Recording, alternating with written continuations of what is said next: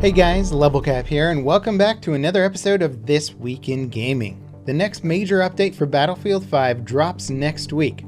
Full patch notes for the update aren't available just yet, but DICE employees have given us a look at some of the changes. Medic SMGs are getting a buff to accuracy and recoil. This should make them more effective at medium range. Some of the weaker SMGs may also get a damage buff, but nothing has been officially announced yet. Footstep audio when walking and sprinting will be louder. Crouching and crawling will still be quieter though to establish stealth options. The death cam will now also function in a way to properly indicate the enemy that killed you. The accuracy of hit detection indicators has been improved. Taking damage while vaulting over objects should be fixed. The Panzerfaust will now once again one-hit kill enemy aircraft. Ragdoll behavior has been cleaned up in certain situations, like when killed by explosions. Finally, bipod and stance recoil mechanics have been adjusted. The vertical recoil reduction when crouching or prone won't stack with the bipod's reduction. Vertical recoil reduction when crouched has been reduced from 30% to 25%. Prone vertical recoil reduction has also been reduced from 50 to 40%. And finally, a partial fix for the one-frame deaths is coming that should help smooth out the overall time to death experience. The full patch notes are 10 pages long, so clearly there's plenty of more in the works. This is also only the first of two major patches planned for January. The second patch should include improvements to bipod deployment on all objects. As for issues with the company coin system, a back-end update has been applied that should fix players not receiving company coin when completing a match. DICE are working on retroactively rewarding company coin to players that haven't gotten the right amount. They also gave us some insight on how much we should be earning per match. Every 1,000 points earned in match should roughly equal about 25 company coin. This value scales with your level and total score, so it's not a linear system, and DICE is looking at further adjusting the system, so values could change in the near future. Improvements to the end of round screen are also in the works that should make it more clear when and why you're earning company coin.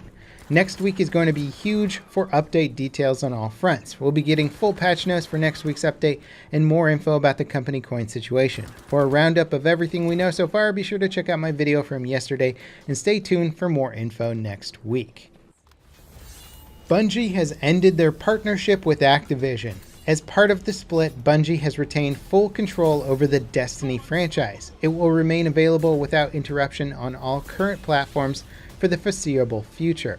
Destiny 2 hasn't met Activision sales expectations, which might be a factor in releasing control of it to Bungie. Last year, Bungie struck a deal with the Chinese publisher NetEase to the tune of $100 million for an original IP.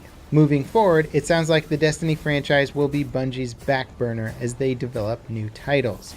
Unfortunately for Activision, the split has caused their stock value to drop by over 7% since it was announced. It also leaves them without future competition for EA's upcoming looter shooter Anthem.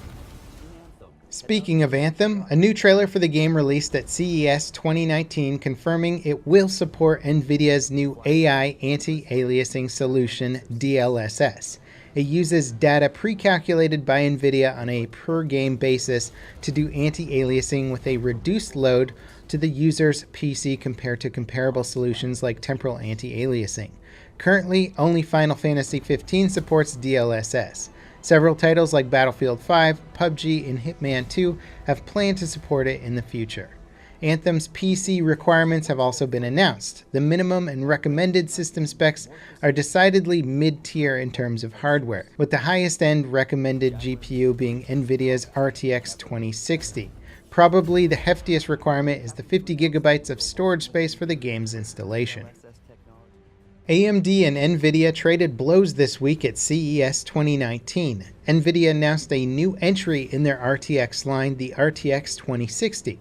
It offers comparable performance to the GTX 1070 Ti, but supports RTX features like ray tracing and DLSS. The new GPU's MSRP is $349, but good luck finding one for anywhere close to that price at launch. For the price and added RTX features, it's a decent GPU. For people that already have a GTX 1070 or 1080, it's probably not worth upgrading just yet.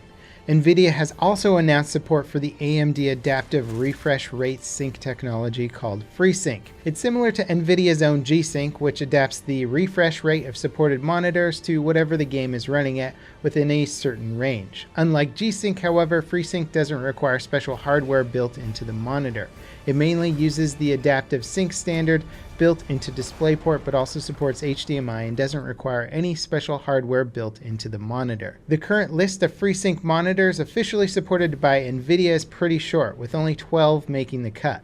That said, pretty much any good FreeSync monitor that runs at 1440Hz should work fine with an NVIDIA GPU. A driver update on the 14th will add FreeSync support to NVIDIA users.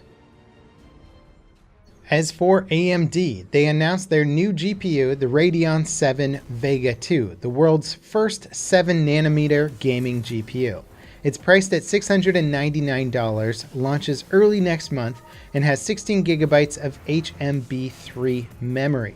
According to AMD's marketing materials, it performs on par with the RTX 2080 and GTX 1080. Unlike NVIDIA's GPUs, AMD isn't offering hardware-based solutions for ray tracing. AMD's focus on features like that has generally been more to do in its software versus NVIDIA's more hardware-oriented approach. AMD has confirmed ray tracing will be supported with their future products. AMD also announced the next generation of their Ryzen CPUs based on the Zen 2 7nm modular chipset design. The CPU they showed off isn't officially branded, but it features 8 cores with room for a second die on the chip, meaning there will likely be a 16-core variant at some point. Performance-wise, it trades blows with Intel's latest i9 9900K CPU. One of the biggest selling points is the PCIe 4.0 support, which offers more lanes and bandwidth for motherboard components and discrete PCIe devices like GPUs and networking expansion cards. Existing AM4 motherboards are compatible with PCIe 4.0, but will require a BIOS update in order to enable it. Pricing wasn't detailed for the new CPU, but they'll be coming to the market sometime in Q2 of this year at the earliest.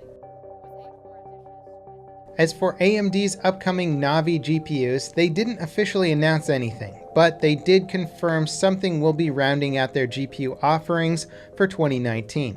The Vega series is their high-end GPU line. The Navi is rumored to be a more mainstream-focused line with price points in the mid-200 range.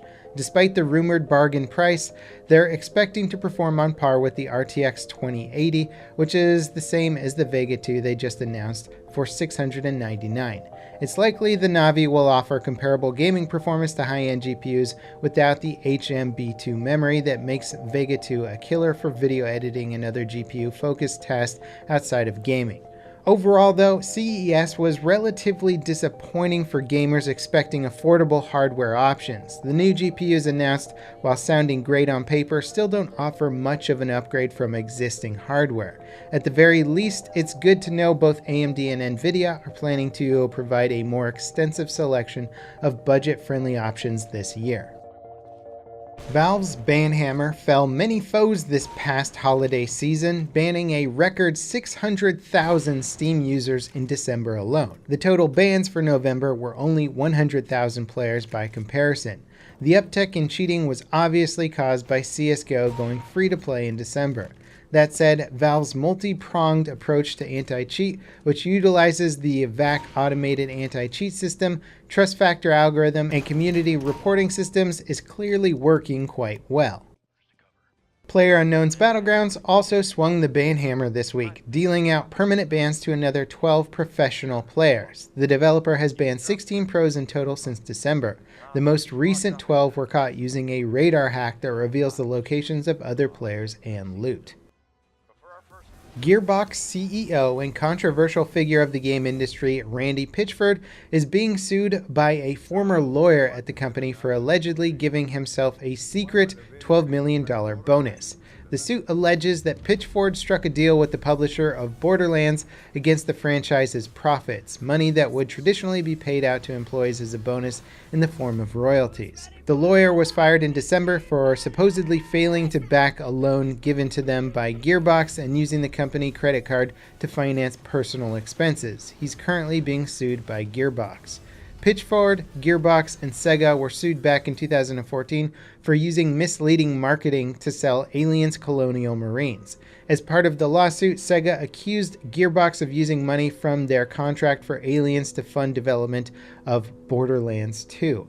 Sega temporarily canceled the game in 2008 when they discovered Gearbox collecting full payment for the game despite moving employees off the project. It's widely believed that Gearbox took the contract for the Aliens game specifically to fund the development of Borderlands 2 and Duke Nukem Forever. They eventually outsourced most of the Aliens development to outside studios with limited resources. Dirty Bomb's final update is packing a big surprise. It removes all aspects of the game's paid microtransaction system. All paid content will be unlocked just by playing. This includes a massive list of cosmetics, heroes, and more. The developers might be ending active support for the game, but this update is a nice gesture. It may do a lot to keep players invested in the game despite it no longer being officially supported. Servers will remain online throughout 2019. After that, developers will reevaluate keeping them online in the future. Red Dead Online has a new Battle Royale mode called Gun Rush. Unlike the existing Make It Count mode, Gun Rush is more action-oriented and features a larger player count of 32 players total. Where Make It Count was more of a survival mode, Gun Rush is more of a kill or be killed experience. Red Dead Online is still in beta, so it's likely we'll see significant changes to its modes and features over the next few months. Anti-griefing tweaks, daily challenges, dynamic events, competitive modes, and more are all in the works. In our final story this week, Epic's game store is attracting some high-profile exclusives. The latest such title, The Division 2, is skipping Steam in favor of Epic's more generous revenue split. Epic only takes 12% of sales as opposed to Steam's 30% and has a much smaller selection of games to choose from. It's pretty attractive for developers looking to maximize sales, but it's frustrating for players already managing a handful of game clients and marketplaces. Ubisoft will still offer The Division 2 on their own client, Uplay. Anyway, that wraps it up for today's episode of This Week in Gaming. Definitely a lot of hardware news this week because of CES going on, and next week I expect a lot of fun and exciting patch update information. As always, guys, thanks for watching, and I'll see you next time. This is Level Cap, signing off.